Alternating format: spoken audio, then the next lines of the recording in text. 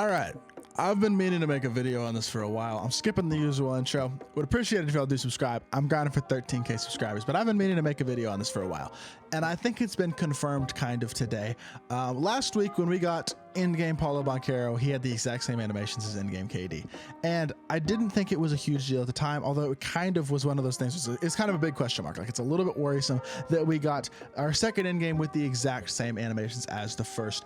This game specifically, I understand that there are the best releases and the best dribble sigs and the best animations and things of that nature, and that is important. There is no doubt about that, that players have some of those best animations, and that makes them the most meta and the best versions of the card they can be. And I understand that's also the point of an in-game card, is to give a player those best animations and to make them as good as possible, the best version of that player. But Kevin Durant, when he came out, he had these animations right here. He had KPJ base, Saddiq Bey upper on very quick, all the same animations. Trae Young leaner, MJ dribble style, Steve Francis size of Trae escape, Lillard behind the back, quick jumps off one, all these dunk animations. He has all the best animations in the game, right? Of course, that's just the way that this is, and I'm totally cool with that. We got a Steph or a KD, and he was an amazing card. Best shooting guard in the game when he came out, still the best shooting guard in the game, an amazing, incredible card with amazing animations, absolutely insane. But then we see Paulo Banchero last week, and he's the exact same.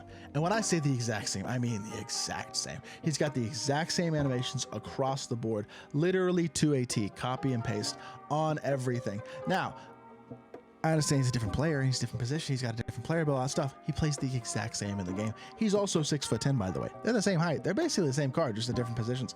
But then we got what we got today, and I was worried after the Paulo. But then we see today what happened, and we have a bunch of new end games that got added into the game. Joel Embiid, Allen Iverson, Rashard Lewis, Steph Curry, Luka Doncic, D-Rob, and Paul George. And y'all want to see what every single one of these cards has in common.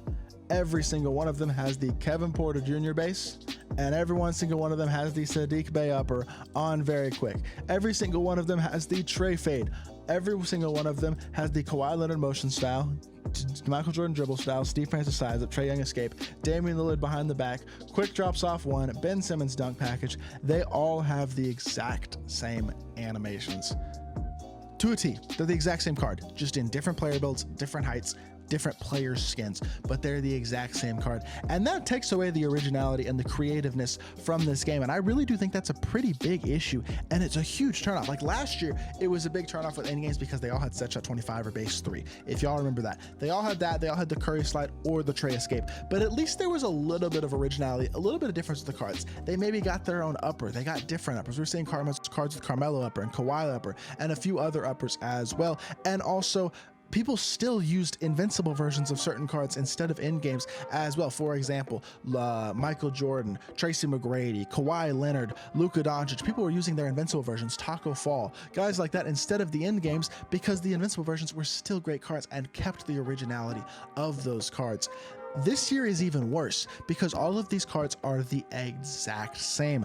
I think this is a huge deal. I really do, because it takes away the interest and the excitement of using these cards. I'm going to give y'all a great example right here. For example, Kevin Durant. I spent $50 on this card.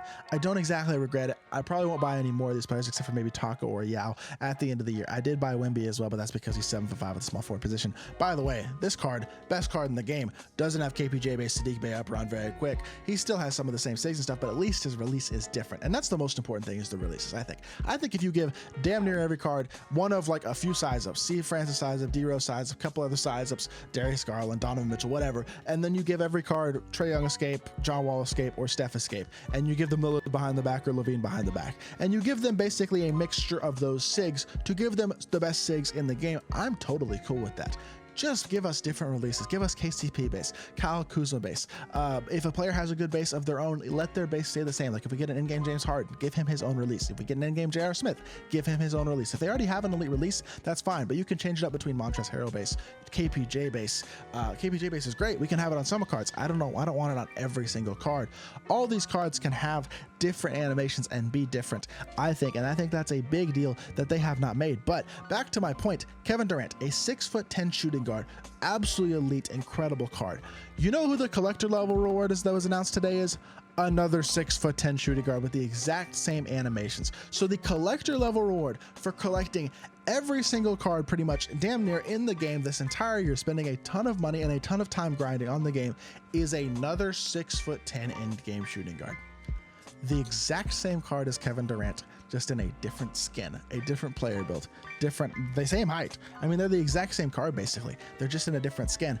And that matters. That's a little bit of a slap in the face, I feel like, to a lot of collector level players, because this card is the exact same as a Kevin Durant that you can currently buy on the auction house for what, 150, 200,000 MT? I don't know exactly how much KD's going for, but I know he's not insanely expensive because of how attainable he was. And also, he's available from the Spotlight option pack as well. Like, the card is not that hard to get. Okay, so he's up to almost 300,000 MT. So he's a 300,000 MT card. Cool. Point being, you can, the final reward for collector level is the exact same card as an in-game Kevin Durant that's been out for a couple weeks. That is, I mean, a great card for sure. It's not a bad card. It's not that the reward is bad.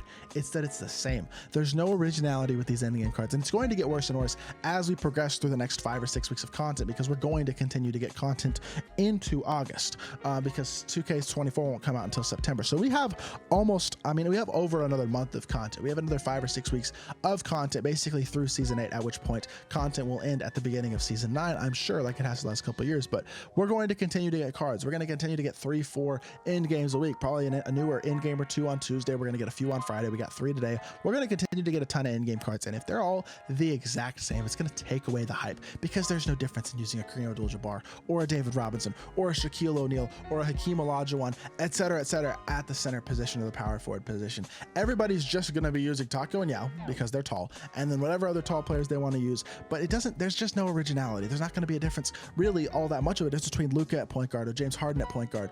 Steph is small, but Magic at point guard, Ben Simmons at point guard. All these guys, it's just going to be based on height, and that's going to be the only difference. They have different height, different player build, and that's it. And to me, that's a huge issue. I think it just takes away the originality and the creativeness of this game. And while having great animations is important, like I say, and I think changing releases on cards who have bad releases at the beginning of the year, for example, a guy like Luka's release, who is never good when he has his own release, except for last year when his release was glitched. But outside of that, card who's never been that good with his own animations, changing his animations to make him better and make him an elite level card makes a lot of sense. That being said, it is really important to make sure that not every card is the exact same card in this game. And right now, that's the point that we're at. All these cards are the exact same card, the end games, just with different heights and different player build skins. And that's a problem, and I'm hoping to see that change. They have time to salvage this. To be fair, we only have a total of what? I mean, we have a bunch of in-game cards now. We have 6 auctionable in-game cards. I guess Bill Russell's in here as well. So 5 auctionable in-game cards, Bill Russell, and then we have a few in-game rewards as well. So that's what, 6 plus 1, 2, 3, 4. So we have 10 end-game cards right now in the game. So it's not unsalvageable by any means, but it needs to happen now if they're going to change this. Otherwise, the end game concept is just a mess. It's a complete mess, and it's going to kind of destroy any hype left in this game mode outside of when they drop Taco and Yao and maybe Bill Will. That's pretty much it. I mean, it's not good for the game mode. It's going to kind of kill the game mode in Season 8 when we could have a lot of hype with these in-game cards, because all these cards are the exact same. And it's a concept that I really hope they don't bring back next year if they continue to do it this way. Just give us Invincibles for all these different guys. Give us different animations, sure, but don't make them all the same. It's problematic, man, and I'm going to find myself using a lot of Invincibles just to keep the game fresh so that I'm not just using KPJ base with Sadiq Bey Upper on every single card on my team when we get to the end of Season 8. But yeah, that's just my opinion. So I hope you all did enjoy the video. I just wanted to give you all my opinion on this because I do think it's a problem, and it's something I've seen a lot of people talking about on Twitter and in the MyTeam community over the past week, and especially today with all the new cards that were dropped and all the new end games that are exactly the same. And I think it's a real shame to see this happening. So hopefully it is something that does get adjusted and changed here in Season 8. So hopefully you all did enjoy the video. If you did, make sure you hit that like button, leave a comment, and subscribe. I'll be back with more 2K content very, very soon, and I appreciate y'all. Peace.